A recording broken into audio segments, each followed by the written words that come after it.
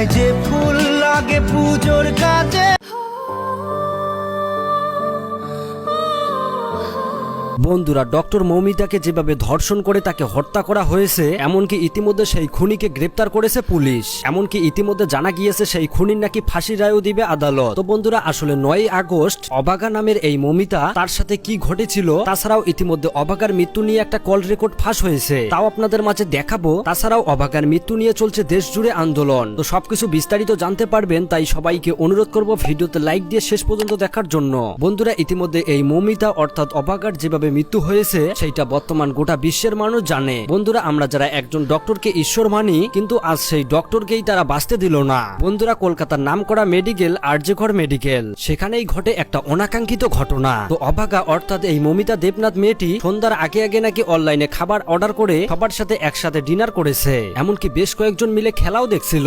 তাছাড়াও সবার সাথে বেশ কিছু গল্পও করে। তবে বন্ধুরা, একটানা 36 ঘন্টা ডিউটি করার পর এই অবাগা মেয়েটি বিশ্রাম নেওয়ার জন্য ডক্টর রুমে চলে আসে।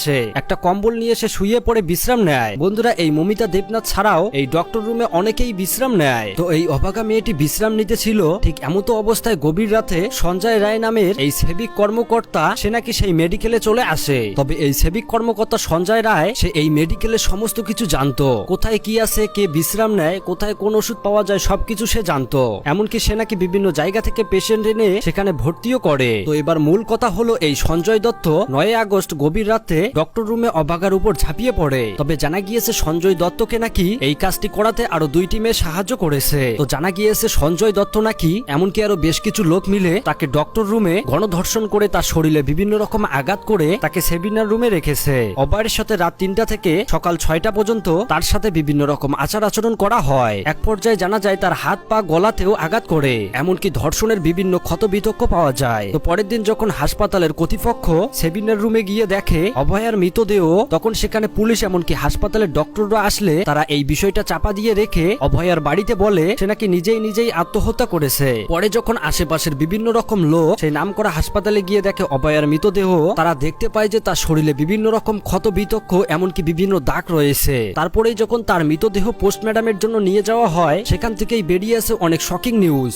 পোস্টম্যাডামের রিপোর্ট অনুযায়ী ধরা পড়ে তাকে বিভিন্ন রকম ভাবে ধর্ষণ করা হয়েছে। এরপরেই শুরু হয় গোটা দেশে আন্দোলন। ইতিমধ্যে কলকাতাতে এই বিষয়টি নিয়ে প্রচুর মারামারি চলছে। তাছাড়াও বিভিন্ন দেশে ইতিমধ্যে আন্দোলন শুরু হয়ে গিয়েছে। বন্ধুরা, এই ডক্টর মমিতা ছাড়াও এর আগে বেশ কয়েকজন ধর্ষিত হয়েছে এখান থেকে, যারা ভয়ে মুখ খুলতে পারেনি। এমনকি যারাই এই হাসপাতালের ব্যাপারে কিছু বলতো তাদেরকেই নাকি সেখান থেকে বের করে দেওয়া হতো, যার ফলে কেউ মুখ খুলতে সাহস পায়নি। তবে বন্ধুরা, ইতিমধ্যে সিসি ক্যামেরার ফুটেজ অনুযায়ী সেবিক ভলান্টিয়ার সঞ্জয় দত্তকে গ্রেপ্তার করে পুলিশ 14 দিন রিমান্ডে রাখার আদেশ দেয়। তবে বন্ধুরা, একটা জিনিস জানলে অবাক হবেন যে এই সঞ্জয় রায়ের খোঁজ খবর কেউ জানে না, তার পরিবার সে কোথায় থাকে কি করে কেউ জানে না। সঞ্জয় আপনার ছেলে এই মুহূর্তে কোথায় রয়েছে জানেন? না, আমি কিচ্ছু জানি না। কি করে আপনার ছেলে শুনেছেন?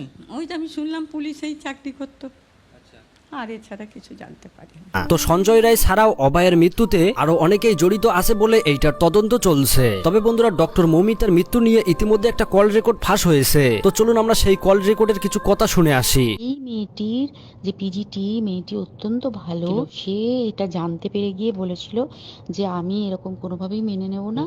6 মাস ধরে তাকে হুমকি দেওয়া, তার প্রতি মানে বেশি প্রথমের দিকে কি করছিল, অত্যাচার করছিল। বন্ধুরা, বুঝতেই পারছেন এই বিষয়টা কতটা মর্মান্তিক একটি ঘটনা, যেটা শুনলেই যেন গায়ের লোম দাঁড়িয়ে যায়। একটা ডক্টরকে কিভাবে নির্যাতন করে মেরে ফেলতে পারে। তো ইতিমধ্যে গোটা কলকাতা এই বিষয়টি নিয়ে প্রচুর পরিমাণে চলছে আন্দোলন। শাস্তি না হওয়া পর্যন্ত তারা আন্দোলন ছাড়বে না। তো যাই হোক বন্ধুরা, এই ডক্টর অভয়ার মৃত্যু নিয়ে আপনাদের মতামত আপনারা অবশ্যই কমেন্ট করে জানাবেন। আর হ্যাঁ, পারলে ভিডিওটি সবাই শেয়ার করে দেবেন। ধন্যবাদ।